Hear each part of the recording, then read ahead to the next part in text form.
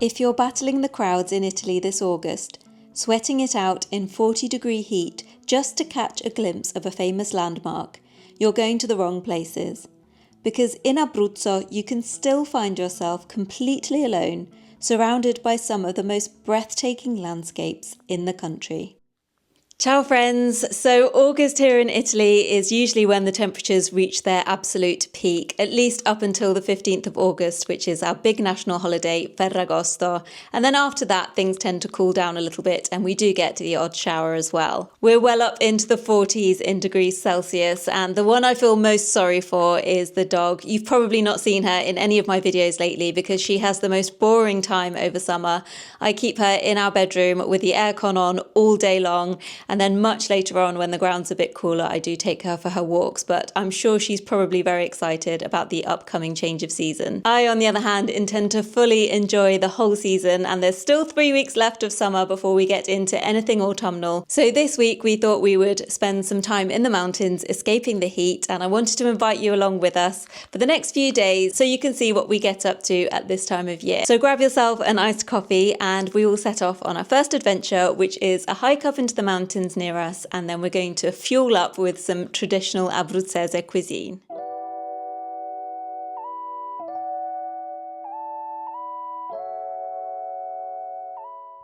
We've got a little bit of a trek up to the top, which is probably going to be quite difficult in this heat, but we can already feel much more of a breeze than back down where we were.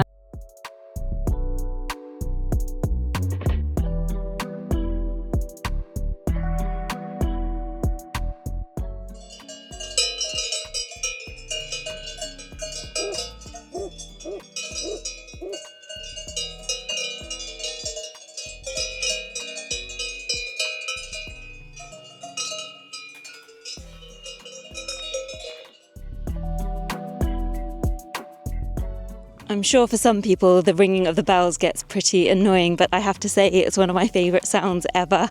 I find it so relaxing, and they're such beautiful creatures, and seeing them in this stunning environment is just the perfect way to spend a Sunday afternoon.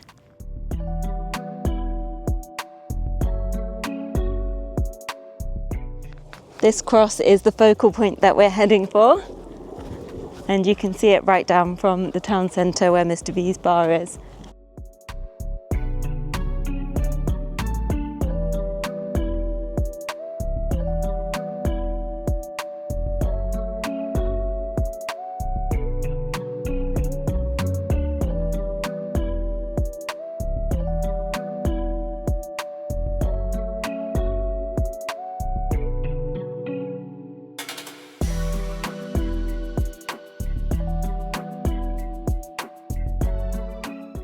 We're being very careful here going through the grass because this is prime weather for vipers and it would be very hard to spot them in this terrain.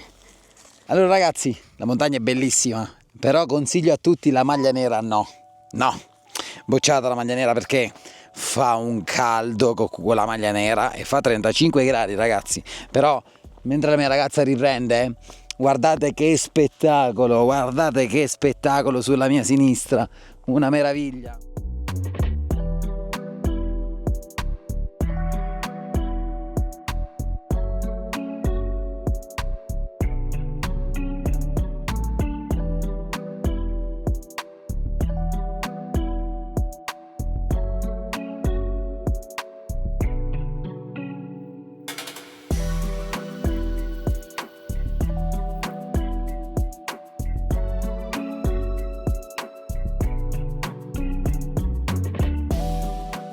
This mountain refuge can be booked so that you can cook lunch here and enjoy some great food with friends.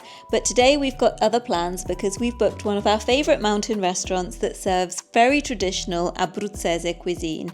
It's in a tiny village called Villa Celiera, and I love it because it's cosy at every time of year. Plus they bring appetizers straight over to the table, which appeases my tendency to get very hangry while I wait. After our appetizers, we shared some mixed antipasti, both cold and hot, and then moved on to the very traditional pasta of this area, which is called la mugnaia.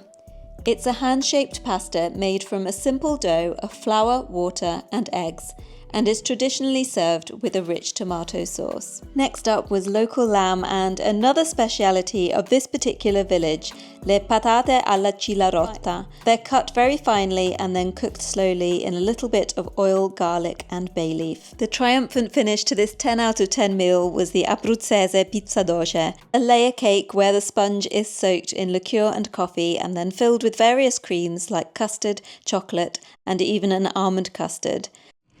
Well, it's that time of year again when the Napoli team has escaped the heat of the city and come to Abruzzo to do some training and play a few friendly games. So this evening we're off to Castel di Sangro Stadium to watch them play Olimpiacos, and I cannot wait. I'm so excited about the start of the new season, and there's also a rumour that we might be able to get a photo with the Scudetto from last season, so let's go and check it out. Ragazzi, stiamo a Roccaraso, dopo l'altopiano delle 5 miglia, la zona più bella di Roccaraso e dell'Abruzzo, quasi.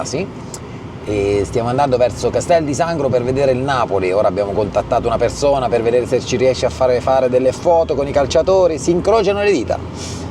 Se ridà, forse avremo le foto o al massimo autografi. Qualcosa ce l'avremo. Riporteremo qualcosa? Si vedrà. State connessi.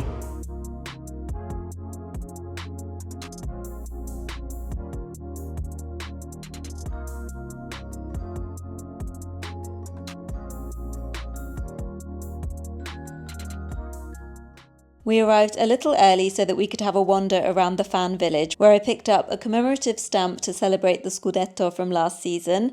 We picked up some snacks from one of the many stalls, and then it was time to queue up to have our photo taken with the cup itself.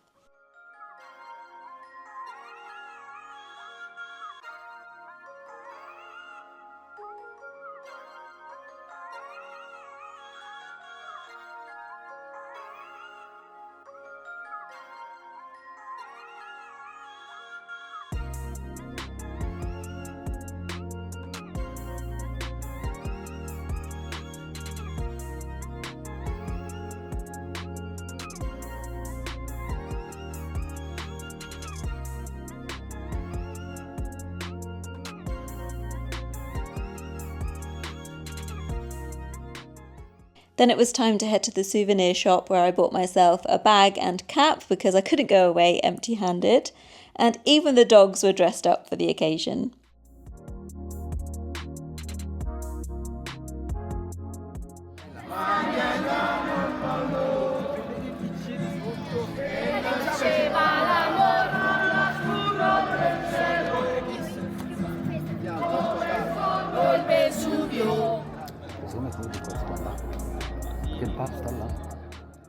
The stadium was full to the rafters, even though it was only a friendly game, and I was super excited that I got to see my favourite player, Scott McTominay, or McFratama, and our new signing, Kevin De Bruyne.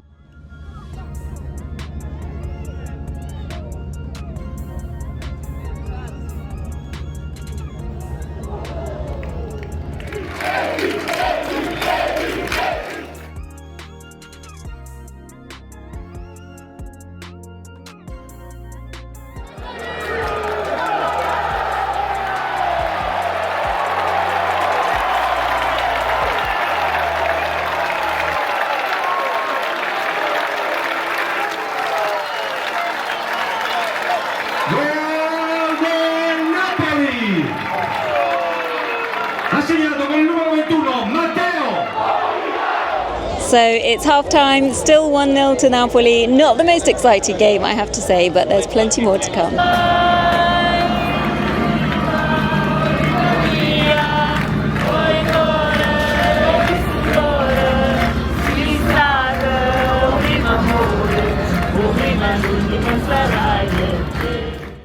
At half-time, Mr. V got the call we'd been waiting for to say that we could take our jackets to be signed.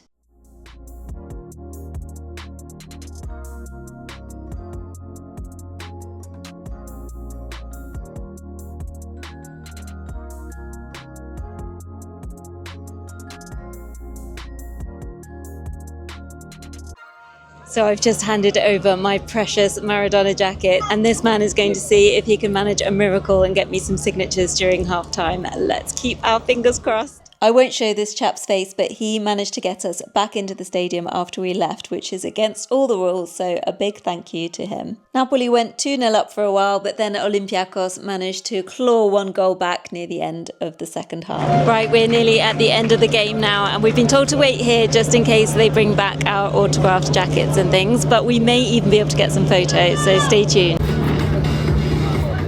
We waited by the team bus for what seemed like an eternity, and then in the distance I saw someone carrying my jacket and shield, and I was over the moon that all of my favourite players managed to sign them.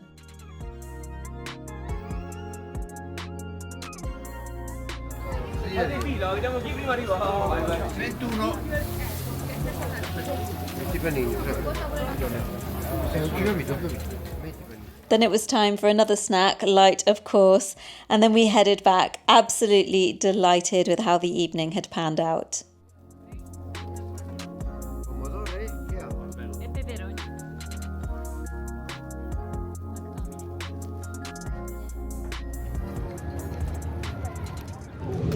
This morning we're continuing our mountain escapes, and this time we're heading to Campo Imperatore with my mum, who hasn't been there before, so we're looking forward to showing her mucciante and cooking our own arrosticini, and then if there's time afterwards I think we'll make a stop at Rocca Calascio as well.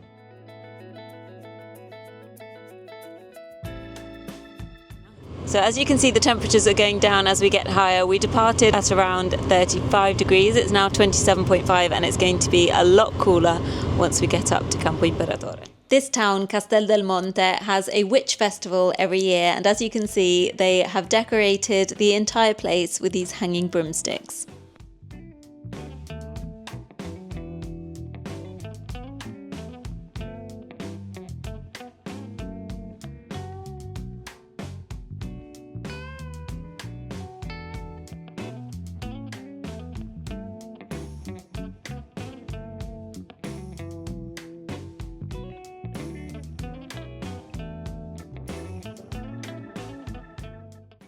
Now this is the one part of the week where we did come across crowds, which is to be expected in the middle of August, but our ticket number was well over 300, so we had quite a wait ahead of us, even though it was nice to just sit in the sun with my mum, have a chat and have something to drink.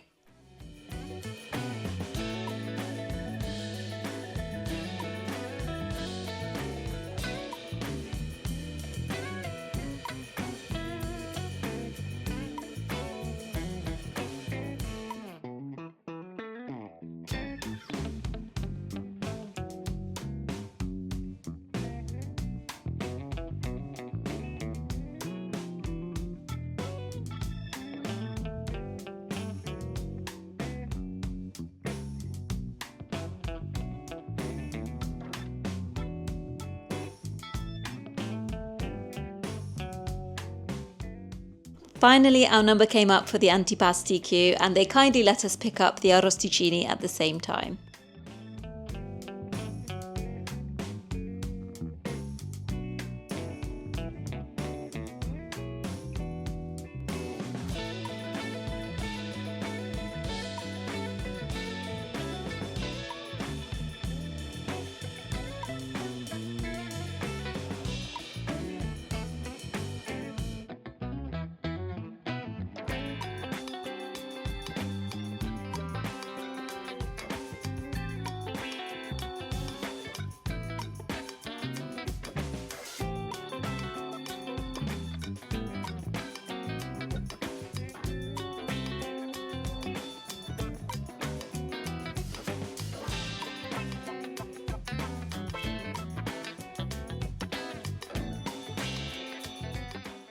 My favourite thing that they serve here is a very spicy liver sausage, but all of the cheeses were absolutely incredible as well. And I managed to pick up a souvenir mug, which I will add to my ever-expanding collection.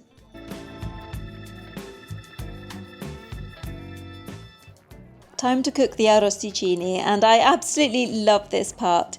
It's an immersive, rustic experience that really brings people together. It's kind of like a spontaneous countryside picnic with strangers who feel like friends.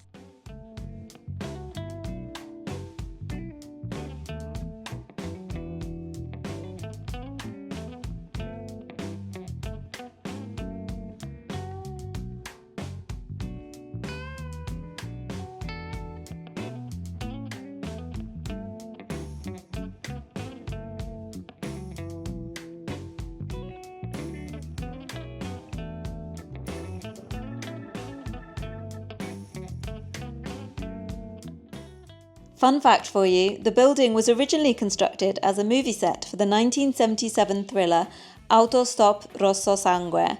After filming, the Mucciante family turned it into a real roadside grill and kept the Wild West vibes alive. It's become a legendary stop for motorcyclists, campers and road trippers crossing the Gran Sasso.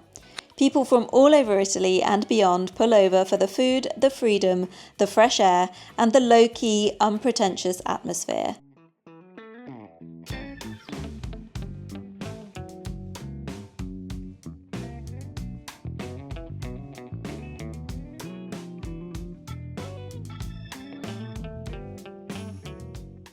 The drive home was an interesting one with lots of beautiful wildlife, getting stuck behind a tractor and its dog when Mr. V was desperate for the toilet, and we saw a wolf in broad daylight near home.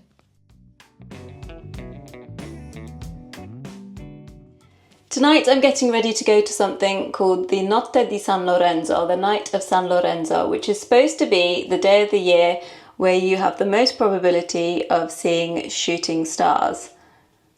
So we're heading to our local vineyard and they're going to have some telescopes set up to do some stargazing, and then there's also going to be a piano and flute recital, and as a pianist and flautist myself I'm super excited about listening to that. And this is the first San Lorenzo event I've ever been to, so I'm looking forward to showing you something a little bit different and hopefully you will enjoy it. The telescopes are all set up for the stargazing and our friend Piero is talking us through all of the technology that goes alongside the telescope. The smart telescope creates its own Wi-Fi network and the iPad connects to this network to communicate. The iPad then displays the live stacked images from the telescope sensor, allowing for control of pointing and focusing, as well as detailed observation of celestial objects over time.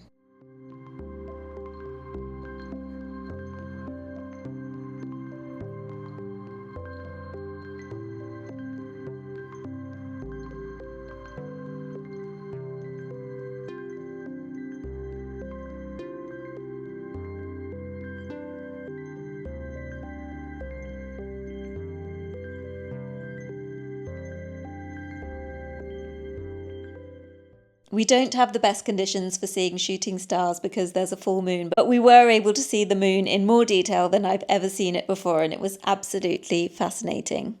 In principio Dio creò il cielo e la terra.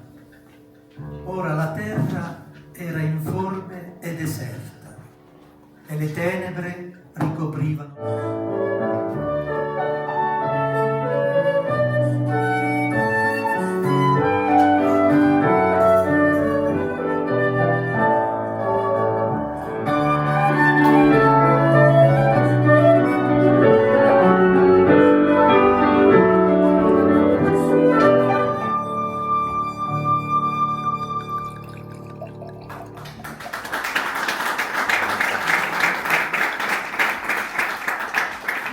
Né spesa alcuna, sono giunto a tal punto da costruirmi uno strumento così eccellente che le cose vedute per mezzo di esse appariscono quasi 1000 volte più grandi.